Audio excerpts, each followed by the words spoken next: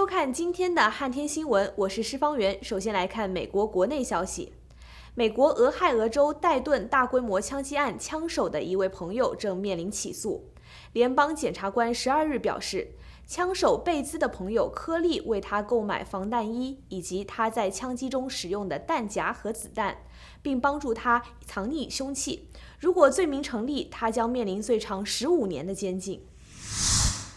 Body armor, an AR-15 accessory, and a 100-round drum magazine. That's what federal investigators say this man, Ethan Colley, bought for his friend, Dayton, Ohio shooter Connor Betts. He purchased these items for Betts and stored them at Colley's residence in order to assist Betts in hiding the items from Betts' parents. The 24-year-old Colley is now facing federal firearms charges. On August 4th, Betts shot and killed 9 people, including his own sister, outside a nightclub in the Oregon District, before police shot and killed him. According to a probable cause affidavit, Colley helped Betts assemble a 100-round double-drum magazine in the weeks before the shooting. Mr. Colley does not stand accused of intentionally participating in the planning of that shooting. We have no evidence of that. There's no allegation of that. We're also learning new details about both men's drug use. The FBI says Colley told them he had taken hard drugs with Betts several times a week between 2014 and 2015, and that he smoked marijuana almost daily. The document also reveals Colley lied on ATF paperwork to purchase his own weapon, specifically indicating that he was not a user of controlled substances when in fact he was. I'm Reed Binion reporting. 日前，美国司法部长威廉·巴尔针对亿万富翁爱泼斯坦死亡案件发言，称关押他的监狱存在严重的违规行为，因此才会导致他突然死亡。司法部会对此案追查到底。爱泼斯坦因涉嫌性交易及合谋拐卖未成年女性罪，在上月被捕入狱。他死后发现监狱的24小时自杀监控已经被取消。规定的人工检查也并未按时进行。Tonight, growing questions and investigations announced after accused sex trafficker Jeffrey Epstein died from an apparent suicide over the weekend at Manhattan's Metropolitan Correctional Center. I was appalled, and indeed the whole department was, and frankly, angry, to learn of the MCC's failure to adequately secure this prisoner. U.S. Attorney General William Barr blasting the federal jail for what he called serious irregularities that are deeply concerning. Barr promising the Federal Bureau of Investigation and the Department of Justice Inspector General would get to the bottom of what happened. Multi-millionaire financier was found unresponsive in his cell early Saturday morning and later pronounced dead at a local hospital. The New York Medical Examiner conducted an autopsy Sunday, but has not determined the cause of death, pending further information. Epstein had been held in the federal jail since early July, when he pleaded not guilty to charges of running a sex trafficking ring of underage girls, some as young as 14. He was placed briefly on suicide watch after he was found in his cell with marks on his neck on July 23rd, but he was taken off suicide watch at the end of July. According to protocol for the special housing unit where he was kept, guards are supposed to check on inmates every 30 minutes. But a source tells CNN Epstein's cell was not regularly monitored the night before he was found dead. Was this a matter of incompetence, indifference, or was it something more nefarious?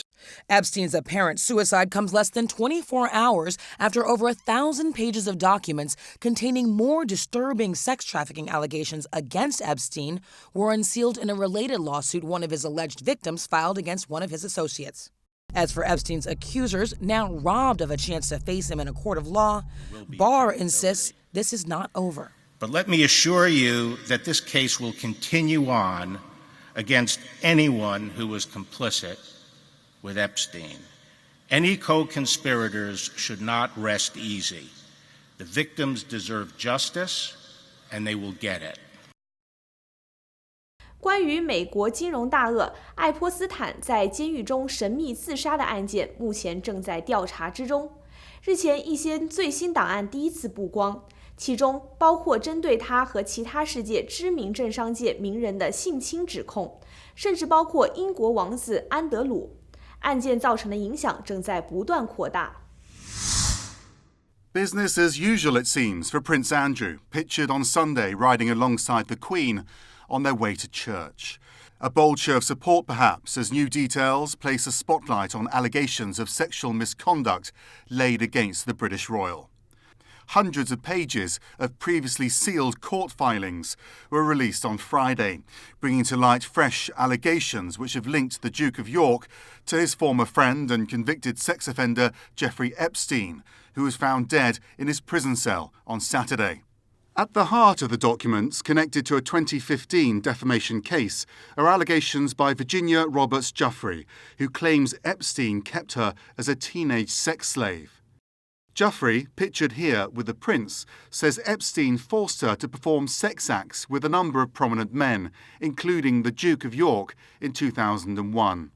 Now, court documents detail fresh allegations that the British royal groped another young woman at Epstein's Manhattan mansion. The other woman, whose alleged abuse at the hands of Epstein, claims she was forced into sexual acts with Prince Andrew at Epstein's New York City home, where she says Giuffre participated as well. Buckingham Palace has repeatedly denied the allegations, telling CNN that any suggestion of impropriety with underage minors is categorically untrue.